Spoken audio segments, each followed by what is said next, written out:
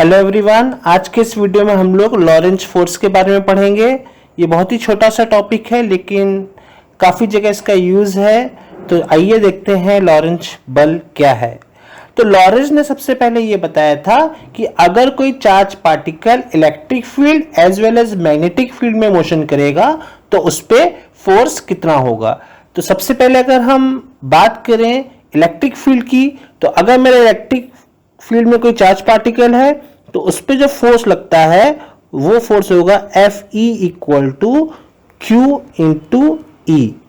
यहां पे जो चार्ज है उसको हमने क्यू से रिप्रेजेंट किया है और इलेक्ट्रिक फील्ड को हमने कैपिटल ई से रिप्रेजेंट किया है। तो ये जो इक्वेशन है इसको हमने इक्वेशन 1 नाम दे दिया। तो ये जो इक्वेशन है ये इलेक्ट्रिक फील्ड में चार्ज पे फोर्स को रिप्रेजेंट कर रहा है।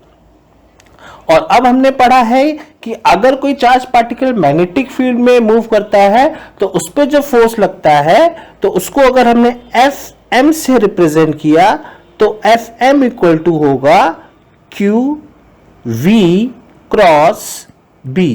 तो ये जो फॉर्मूला है ये फॉर्मूला मैग्नेटिक फील्ड के लिए है।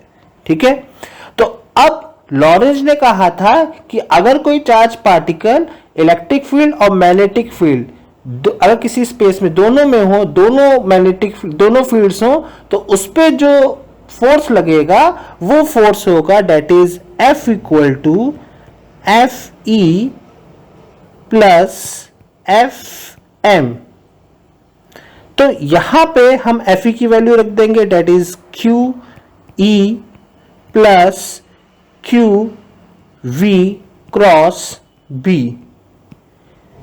ठीक है, तो यहां पे हम क्या करेंगे, Q कॉमन ले लेंगे तो यहां पे आ जाएगा E plus V cross B।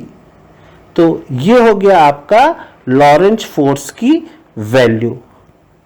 तो यहां पे सिंपली कुछ नहीं था, बस इलेक्ट्रिक फील्ड और मैग्नेटिक फील्ड में जो फोर्सेस लगते हैं चार्जेस पे उसका हमने एडिशन कर दिया। अब यहां पे कई बार एग्जाम्स में क्वेश्चन आता है कि अगर कोई चार्ज पार्टिकल किसी इलेक्ट्रिक फील्ड और मैग्नेटिक फील्ड में किस वेलोसिटी से मूव करे कि उस पर कोई भी एक्सेलरेशन वर्क ना करे। कहने का मतलब क्या हुआ कि अगर कोई चार्ज पार्टिकल है और उसको electric field as well as magnetic field में मोशन कराना है और उस पर कोई भी एक्सेलरेशन ना लगे तो वो वेलोसिटी हमें फाइंड आउट करनी है। तो अब इसमें बड़ी साफ सी बात है कि अगर उस पार्टिकल पे कोई भी एक्सेलरेशन नहीं हो रहा है तो एक्सेलरेशन अगर नहीं हो रहा है तो वहां पे ए की वैल्यू क्या हो जाएगी हमारी 0। ठीक है, तो अगर ए की वैल्यू हमारी 0 हो गई तो अगर हम इसको हमने इक्वेशन नंबर 3 डाल दिया तो यहां पे ऑब्वियस सी बात है कि अगर एक्सेलरेशन 0 होगा तो क्या हो जाएगा, जो हमारा इलेक्ट्रिक फील्ड है वो किसके बराबर हो जाएगा, मैग्नेटिक फील्ड के बराबर हो जाएगा।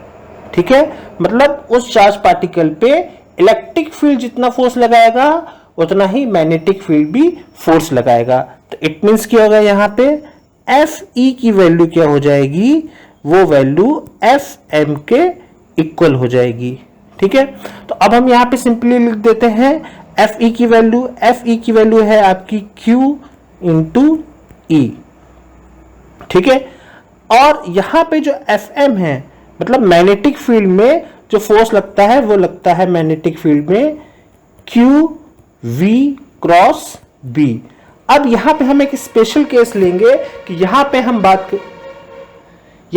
बात करेंगे कि जो मेरा चार्ज पार्टिकल है वो मैग्नेटिक फील्ड के परपेंडिकुलर मूव कर रहा है।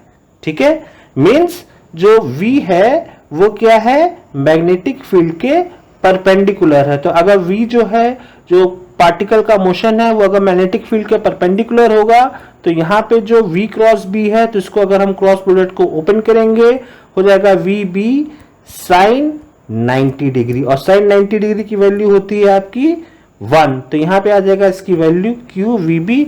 तो अब हम यहाँ पे FM की जगह हम इस वैल्यू को पुटअप कर देंगे तो यहाँ पे हो जाएगा FM की वैल्यू QVB। Q से Q क्या हो जाएगा, कैंसिल आउट हो जाएगा। तो यहां से V की वैल्यू आ जाएगी आपकी कैपिटल E अपॉन B। तो ये क्या हो गया आपका velocity of charge particle by which the particle do not feel any acceleration. मैंने अगर हमारा चार्ज पार्टिकल E अपॉन बी की वेलोसिटी से जाए तो उस पर कोई भी फोर्स, कोई भी एक्सेलरेशन नहीं लगेगा। सो बहुत ही छोटा सा टॉपिक था, इसको ध्यान से देखिएगा। If you like this video, please click subscribe to watch more such videos. Thanks for watching.